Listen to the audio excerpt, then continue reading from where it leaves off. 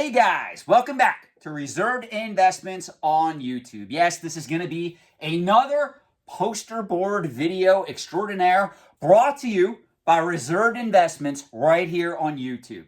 Now, yesterday, or the other day I should say, because I don't know when the hell you're going to be watching this video. So the other day, I uploaded a video to YouTube on the two types of rarity in the antiques and collectibles trade.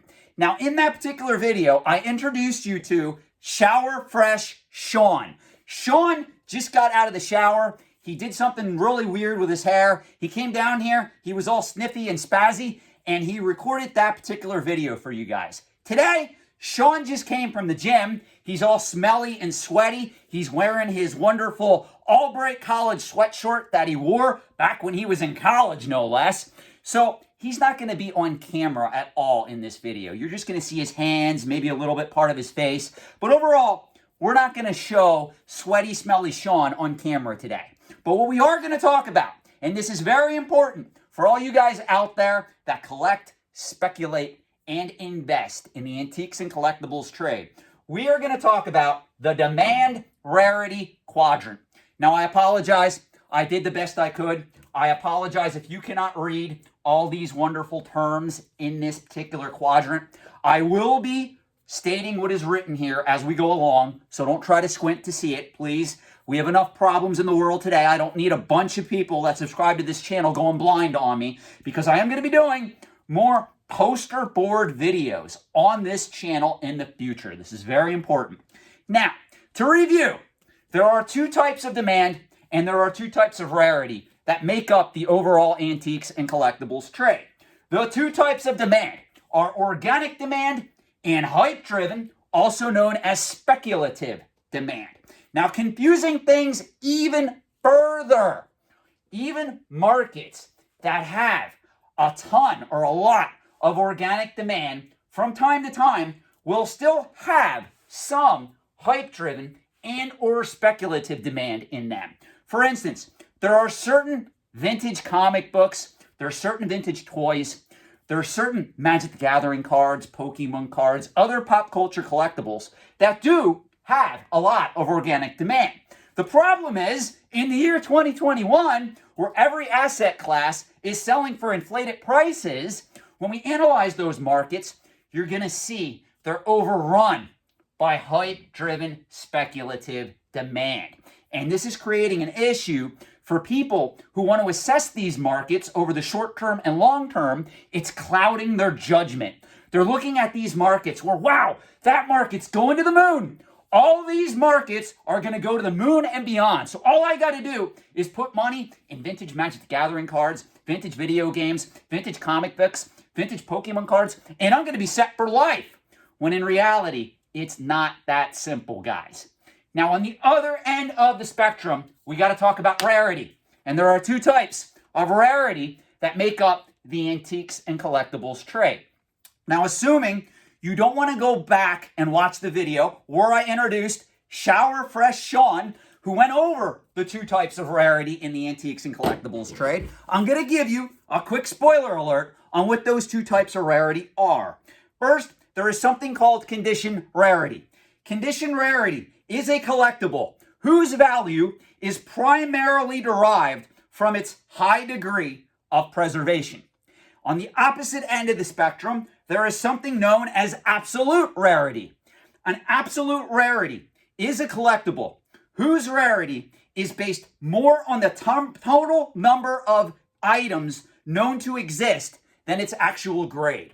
So when we look at coins, when we look at some very rare pieces of currency, when we look at certain traditional antiques, absolute rarity, some cases, will always trump condition rarity, just because the item is truly rare.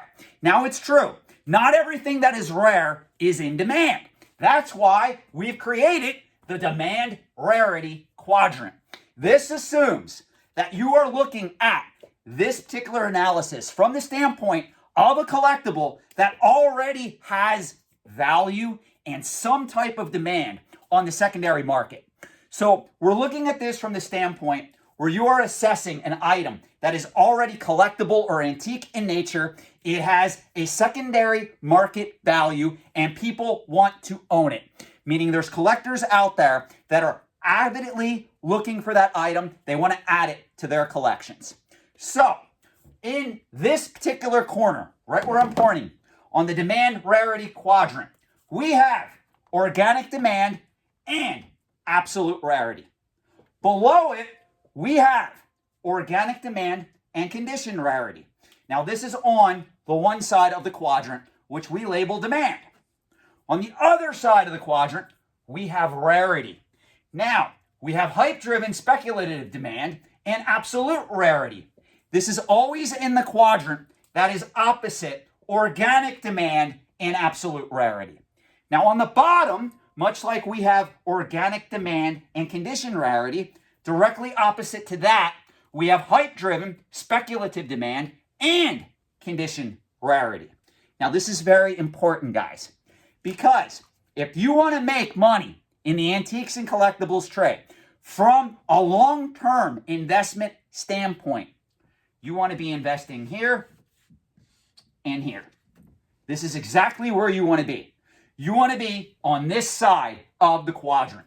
So you want to go after, theoretically speaking, over the long term, items that have organic demand and absolute rarity, or items that have organic demand and in some cases, condition rarity.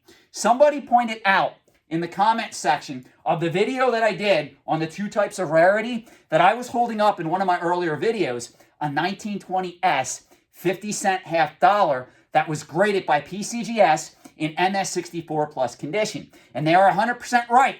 That particular coin has organic demand and condition rarity. It is not an absolute rarity, but it is still an investment grade item over the long term because it has a proven track record. People want to buy it. There is a history of price appreciation. And also, when we look at where it fits on this particular quadrant, it is something that has organic demand and is also condition rarity. It is on the correct side of the quadrant. Now, this is where it gets a little bit complicated. Some of you guys love to invest in limited run video games, in Magic the Gathering, modern era mass-produced products like the Secret Lair. These particular products, if you recall earlier on this channel, I did a lot of videos explaining mass-produced scarcity. Items like this are an exact example of mass-produced scarcity. It doesn't mean that these are bad items to invest in or speculate in over the short term. The problem is, with items like this, over the long term, these are speculator traps. Just because Limited Run Games, who makes excellent products, nothing against Limited Run in this video, I want to point that out. I buy a lot of their products. I love a lot of their products. But just because they make 2,000 or 3,000 or 4,000 copies of a video game does not necessarily mean it's going to have value and demand in the future. And this is something that a lot of the Timmies out there, the Timmies, Kimmies, and the Poindexters don't seem to understand because they put a lot of their money in items like this, and they try to hold these items for the long term. It doesn't work. These are items that you are supposed to flip to the Timmies, the Kimmies, and the Poindexters. Whether you hold them 3 months, 6 months, 2 years, as long as you're not holding them for the long term, thinking that they are good investments overall, you will do okay on average, as long as the trend is your friend and it does not end.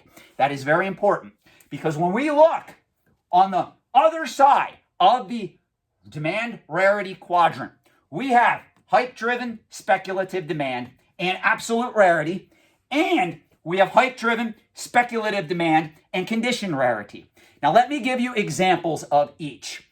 Do you remember the wonderful game Revenge of the Bird King that came out, I think, for the PlayStation 4? And I did a video on it. People were attacking me, and I said, do not invest for the long term in Revenge of the Bird King. It is not going to become the next Stadium Events. It's not going to become the next Nintendo World Championships game cartridge. And a lot of people attacked me and they said, you don't know what you're talking about, Sean. They only made like a couple hundred or maybe a couple thousand copies of that game. I forget what the print run was. That is a primary example of a hype-driven speculative item that has speculative demand and absolute rarity. And you want to know what's going to happen in the next 10 to 20 years? No one's going to care about it for that reason. all the demand driving the value of that particular item was completely speculative. Nobody is looking at that market going, wow, there's organic demand there. People really want to own the Revenge of the Bird King. Are you kidding me? Now, down here, let's suppose that you have a copy of Revenge of the Bird King. It's factory sealed, and you send it in to Wada Games or VGA to get graded, and it comes back a Wada Games 9.9 condition, Revenge of the Bird King, meaning you have the greatest copy of Revenge of the Bird King out there on the market. You're going to tell me, Sean, you lied to me. It has value. One of the Timmy's, Kimmy's, or Poindexters out there is probably going to give me $500,000, maybe even more than that, for this 9.8, 9.9 copy of Revenge of the Bird King. And I'm going to come back and I'm going to say, no, you are trying to invest in a hype-driven, speculative, demand-filled market that has condition rarity. It is not going to work over the long term. At some point, there will be coming a correction in a lot of these markets that are driven purely by hype-driven or speculative demand. This is why, if you are going after items like this and this, with hype-driven speculative demand, understand the clock is ticking. Doesn't matter if that clock lasts 3 months, 6 months, 6 years, 16 years, 60 years. At some point, that demand is going to dry up because it is purely hype-driven and speculative. Now, we're going to tie this back all to this book, How to Make the Most of Your Investments in Antiques and Collectibles. The first insider's guide to manipulating the antiques and collectibles markets to maximize your investment. Let me explain something to you. All you guys out there that think Marvel Universe trading cards, Garbage Pail Kids, G.I. Joe cards, whatever it is, you think it's going to be the next big thing? You are falling prey to the concept of hype-driven speculative demand. If you are one of those people that are paying $4,000, $5,000 for a Marvel Universe trading card in the year 2021, just because it is graded by PSA 10, you are not only just investing in a hype-driven speculative demand market, you are also going after condition rarity. This is going to bite you in the proverbial ass either the next 6 months, the next 6 years, or the next 16 years. Items like that are unproven at present time. They are filled with hype-driven speculative demand. You are not supposed to invest long-term in items that have hype-driven speculative demand. So all you guys that left me negative comments on the videos I did on Marvel Universe trading cards, understand, you don't know your ass from the hole in the ground, and I can prove it right here because you are going after items that are hype-driven with speculative demand and only have condition rarity. That does not make a collectibles market long-term. I can do a follow-up video of this if you need me to, showing you examples as the people that got burnt going after those items. If you don't believe me, the people that were investing in Beanie Babies and Pogs were investing over here. The people like me who are sophisticated investors who go after rare coins, currency, items that have historical significance, we're investing in items that have organic demand and absolute rarity, or organic demand and condition rarity. Do you guys understand how these markets work? I am the only person on YouTube crazy enough to talk about this in depth and try to apply financial common sense and analysis to this so that you guys will see the stupidity of some of your actions when you go after these items and tell me, Sean, I'm going to invest in a PSA 10 Marvel Universe trading card, even though literally a year or two ago, you could have bought that card for literally 1/20th of the price that it's going for today in the year 2020 or 2021. And you're telling me it's a great investment. It is not a great investment. This proves it. If you don't believe me, go back and watch the video I did on the 2 types of demand and the 2 types of rarity in the antiques and collectibles trade. Come back, watch this video after you're calmed down, and you will see that this makes perfect sense. High-end, sophisticated investors that read books like this, Collectible Investments for the High Net Worth Investor, They want to invest on this side of the equation. They will flip, they will speculate items over here, but they will not keep them long-term in their investment portfolios. Rolex watches, a lot of the items, rare coins, rare fine wine, items that really cater to the high-end clientele in the antiques and collectibles trade, the people that got money, they are always usually on this side of the equation. The Timmys, the Kimmies, and the Poindexters, and the market manipulators, and sometimes the market makers, play on this side of the poll pretty much because either they want to manipulate the market or they don't know what they're doing. So understand and learn from this. The Demand-Rarity Quadrant is one of the advanced skills that you can learn to become a better collector, speculator, or investor. Hope you learned something from this. I know this is a controversial video. Let me know what you think in the comment section below, and have a great night. Now, since I just got back from the gym, I gotta go become shower fresh Sean so I can get ready to go to bed soon. Thanks for watching and enjoy this video.